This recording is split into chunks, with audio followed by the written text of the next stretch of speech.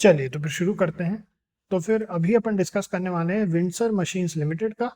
और शुरू करने के पहले एक स्टूडेंट ने हमको मैसेज किया था कि उनका हमारे एनालिसिस से फ़ायदा हुआ है।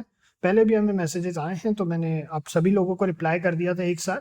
तो कॉन्ग्रेचुलेशन, आप स्टूडेंट हैं इसलिए आपके अलग से कि हाँ स्टूडेंट्स के लिए अच्छा है। और चलिए अभी अपन देखते हैं क्या चल रहा है इस कंपनी में। तो इनकॉर्पोरेट हुई थी 1963 में ये जो कंपनी है। इसका पहले करंट प्राइस वगैरह देख लेते हैं। करंट प्राइस है 108 रुपीज़ का। एग्जैक्ट जो करंट प्राइस चल रहा है वो चल रहा है 107.83 का। ठीक, 107.83। तो उसके बाद में फिर अपन और देखते हैं। बुक वैल्यू है 41.1 रुपीज़ की। पेट्रोस की स्कोर मात्र 4 का है, कम है, लोअर देन एवरेज है। तो ये 1963 में इनकॉर्पोरेट हुई थी। और ये जो कंपनी है ये बेसिकली मैन्युफैक्चर करती है plastic processing machinery, manufacturing of plastic processing machinery. तो इसमें क्या है, इंजेक्शन मॉड्यूलिंग वगैरह और ये सब जो है प्लास्टिक मैन्युफैक्चरिंग के मार्केट में है ये। तो अपन और देख लेते हैं प्रोज एंड कॉन्स में भी देखें। तो वो स्टॉक जो है 2.63 टाइम्स ट्रेड कर रहा है अपनी बुक वैल्यू से। कंपनी का इंटरेस्ट कवरेज रेशियो लो है। जो सेल्स ग्रोथ है वो भी पुअर है 0.25% के लास्ट 5 ईयर से। रिटर्न ऑन इक्विटी जो है 0.10% है निगेटिव, वो है 3 ईयर से। और कंपनी का कॉस्ट ऑफ बोरोइंग है वो भी हाई है। अच्छी चीज़ों में कंपनी का जो डेटर डेज है वो कम हुए हैं, 38.6 डेज से कम होकर 29.3 डेज। क्वार्टरली रिजल्ट्स की बात करते हैं। क्वार्टरली रिजल्ट्स की अगर अपन बात करें तो अपन यहाँ पे -7.48 करोड़ का नेगेटिव है कंपनी को।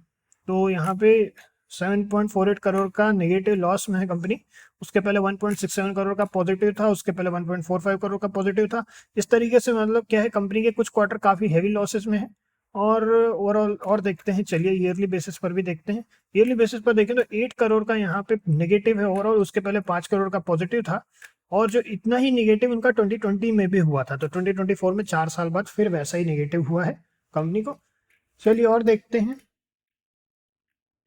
कैश फ्लो की बात करें, कैश फ्लो में ऑपरेटिंग एक्टिविटी 46 करोड़ का यहाँ पे पॉजिटिव है। और ओवरऑल जो cash flow, net cash flow है वो नेगेटिव में है, -5 करोड़ के। इन्वेस्टिंग एक्टिविटी में भी नेगेटिव कैश फ्लो है 29 करोड़ का। और 22 करोड़ का negative cash flow financing activity में है। शेयर होल्डिंग पैटर्न की बात करें अगर अपन, तो 58.52% की प्रमोटर होल्डिंग है, एफआईएस की 0.11% की है, डीआईएस की 0.02% की है, पब्लिक होल्डिंग है 41.34% की। तो कंपनी ओवरऑल इतना अच्छा तो नहीं कर रही है, एटलीस्ट प्रॉफिट्स के मामले में तो कंपनी अच्छा नहीं कर रही है। अगर अपन यहाँ पे देखें इनके स्टॉक के बारे में, तो स्टॉक ये जरूर रैली की है।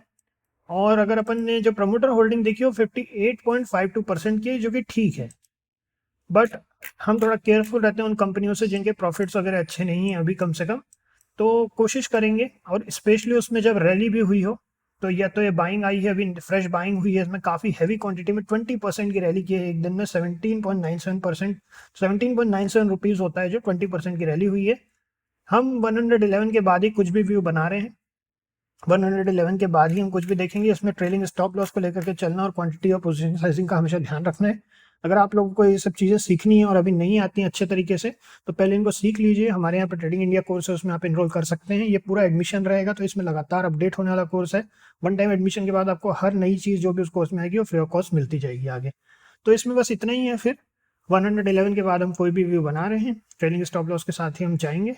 तो देखते हैं क्या होता है। चलिए तो फिर इतना ही है, नेक्स्ट में मिलते हैं।